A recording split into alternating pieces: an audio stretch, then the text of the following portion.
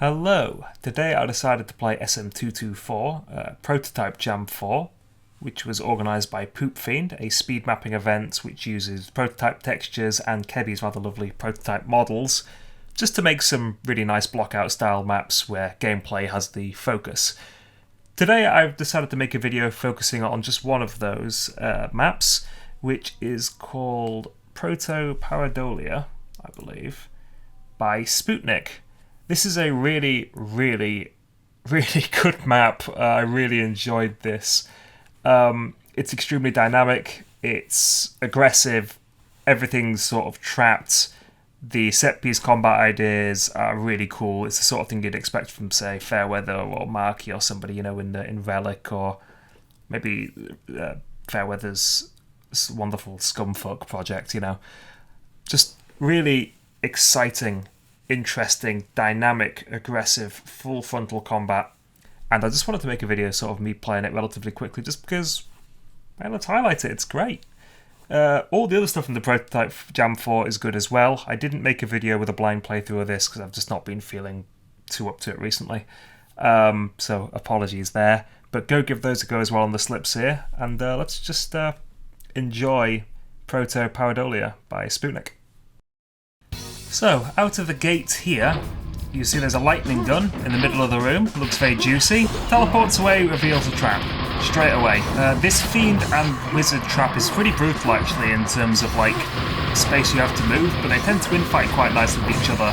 And in terms of speed, sometimes you get lucky and they all kind of just jump into the lava where they die instantly, because they bounce off each other, and if that's the case, it saves a lot of time. There's two wings to do in this map before you go through the silver key door. Two pillars to press first. I like to do this one first purely because rockets are at a real premium. So getting the secret with the early rockets and the rockets down here means that I can kill some boars coming up quite easily. But it's nice, everything here is very aggressive, very forward. There's just, it's a nice loop and you can just play it as hard as you like, basically, which is wonderful, absolutely wonderful. It's not too trap heavy on this side, it's just very dense and claustrophobic, so your movement and your aim are going to keep you going, they're going to keep you alive. So that's one side, straightforward enough, right? This side here, a bit more open, you've got a bit more choice how you deal with it. I like to kill that little enforcer on the top, mainly because they're very dangerous. There's a little switch up there which looks tempting, right? That's revealed to you as the secret. And the armour is trapped by these two boars. If you have 100 ammo when you go to this place, you can't pick the armour up and trigger the trap, which has killed a couple of my attempts. And that's why I really like to have the grenades. I like to have the grenades to deal with all this stuff here, because otherwise you're going to end up with, you know, like just the bare minimum plus the one pack that's here, and it's not too great. If you want to go nice and quickly, go at a clip. And now you can do a little circle jump over to this platform here. It's kind of awkward because of the arch is very narrow, but if you make it across, you press the button, you get yourself a mega. And then these platforms now are going up and down, which get into the key, which you could see from the very beginning of the map. It showed you it. Unfortunately, getting on those platforms, the timing of them is kind of awkward, to be really brutally honest with you. Sometimes you can fly straight onto them, sometimes you can't, but it's okay really. And again, these wizards are also awkward because sometimes they just don't cooperate. So going along here, the LG is back. Nope, it's gone. But you do get a constellation prize and it spawns a bunch of stuff in. Behind you, from all those alcoves, it spawns these knights. So the intention is to push you forward as a player. You might panic and back out, which you can do, it does work. But it's nice just to push you forward and then you get to do the grenade down and kill everything, which is a lot of fun, really. And into our next big set piece. This one is quite progressive, it changes as you kill stuff, which is nice. It gets basically progressively more complex the more you do things. So you're starting off, you've just got these wizards and these fiends. If you kill the fiends, that's going to trigger for the next part of the fights, so I'm doing that as quickly as I can. Oof, I think it's some bad damage. And the walls here start to lower, which reveals a bunch of boars, which you can't see yet, but I can. Which you really want to kill with the grenades as fast as possible, because the boars are scary, right?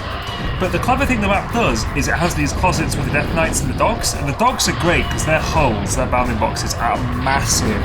So when you're shooting grenades, they're one of the last things you want, because they'll just come out of left field out of nowhere and you'll instantly blow yourself up. So they work really well to frustrate the desire of the player there. That's an example of the map's tempo being kind of decided by the map. I want to do things, but the map knows I want to do these things and it's reacting accordingly. It's just a nice tight design. Really, really lovely. And up here, the final part of this fight is unlocked by killing these guys at the top. They're actually kind of stealthy up there. It's hard to know that they're there if you don't know. Ammo respawns here as well, it's worth mentioning, the rockets to an extent, so you can sit here and farm them to make things a bit easier for yourself. But once all they're dead, the door opens up the Shambler. I just kill everything now with a nail gun. This is where the first thing I do in this map, which probably takes a lot longer than it should, you can do this a lot faster, just avoid all this, but I just didn't clean up very well to begin with, so it was poorly done on my part, and I want to load up on a few extra rockets as well. Now we get the LG, but of course, there's nothing without a punishment afterwards. 2 doors here, hard and easy. It may look like, do I choose a path? What do I want to do, the harder one or the easy one? But they're the same. You've got to do both, so let's go for it. This fight is amazing. Shows you the rad suits before they lower into the abyss, so you know they're down there for you. The minute you pick one up, you then have a situation where the middle is dangerous, so you want to be going around these edges. Everything infinitely respawns on these platforms on the edge here. And the serious threats coming from above, those pillars up there, the enforcers in particular are really dangerous here. So what you want to do is you want to just kind of keep control and finesse, stay on these outer pillars and shoot as much as you can until your suit runs out. And then when you feel threatened, that's when you go into the water. But of course, this nukage isn't safe, because nothing is safe. That would be too easy. You have these progressive reveals here as you pick the resources up. So, taking those under control, no issue. The only thing that can really bother you from above now are the fiends, the wizards. Anything else will die when it hits the, when it falls in. If it does, sometimes knights come down here and die. And then you've got to fight the Quake engine's weird water translucency and the water warp effect to shoot stuff that's above the waterline. Because otherwise you're going to shoot yourself by accident against the wizard, which is embarrassing to say the least. But when it's done, we now have full control. You can hang out down at the bottom for a bit longer if you want to be a coward, because I believe that the rad suits, whatever they're called in this game, the breathing apparatus, whatever it is, they respawn over and over again. But I'm trying to farm the ammo here, so that's why I go up here. But this is a hard fight. This is a very hard fight to finesse, I'll be honest with you. Easy on hard difficulty, but on nightmare 50 HP, you've got to be careful. And I'll take a bit of time here to leave. So that's one path done. Here's the second path. This is the easy path. Unfortunately, I've just missed a cycle for these really slow moving platforms. It's weird because there's a cluster of 2 of them every now and again, and then there's just one at a time. Shoot the smiley faces, lightning comes out. That's the gimmick here. If you walk forward over that line, it triggers these guys, which is unfortunate because it lets me bypass what would have been quite a nasty ambush otherwise if they were on the ground level, but that's okay. Following the platforms, another ambush there.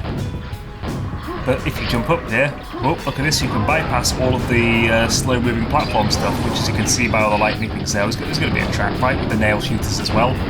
Kind of unfortunate that it's so easy to skip that, and kind of mandatory if you want to get the quad. But the quad run itself is a lot of fun, so I'm not too concerned.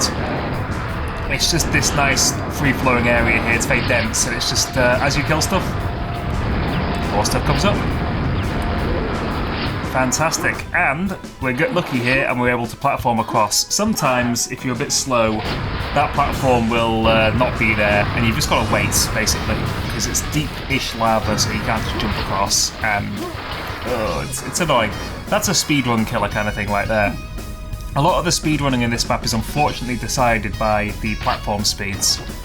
I kind of wish for a map that is so aggressive and meets the player and decides that the pace would actually have slightly faster moving platforms, would have these sort of languid interludes, but that's okay. Romero lift, really straightforward one. Sometimes monsters clip inside those upper windows, sometimes they come down. You have the spike shooters in the floor, you shoot the health kits here, they give you health back. There's some of these on the lower floor as well, and they eventually reset themselves, so it's basically unlimited health, if you can get the shots off on it. And then, just when you feel that you're being constricted in the middle, everything opens up. You want to push out to this outer edge, which you can do. So that's nice, you get that sort of dynamic pull away. And then, as you kill more and more of these ogres, it pushes you back in with the sudden sort of fiends that appear out of nowhere, which are scary. So it's nice that the dynamic there, it's pulling you away. You want to push out, but then it pulls you back in, you could say. It's just a really nice, tightly designed bit of mapping, really.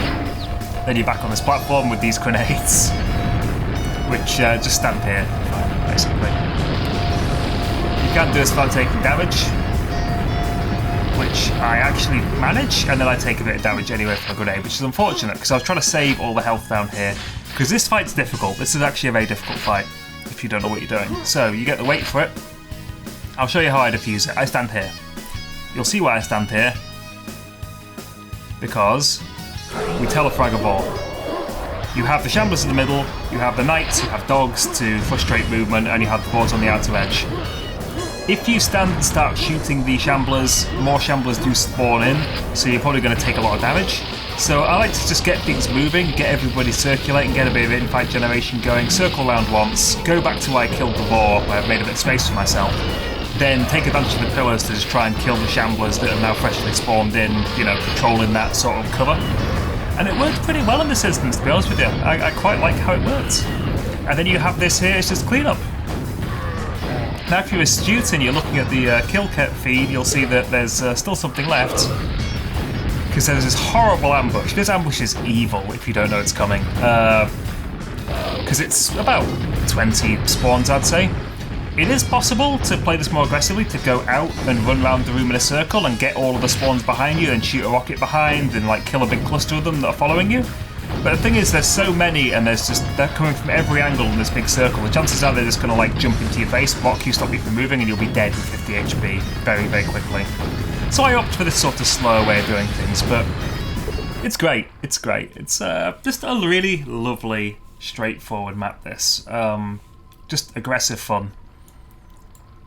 Very doomy, as I say. It's very much reminiscent of Fairweather's sort of design, especially the Nukiji floor place with the rad suits and the spawning in, or something you'd see in Reliquary by Marquis, something like that.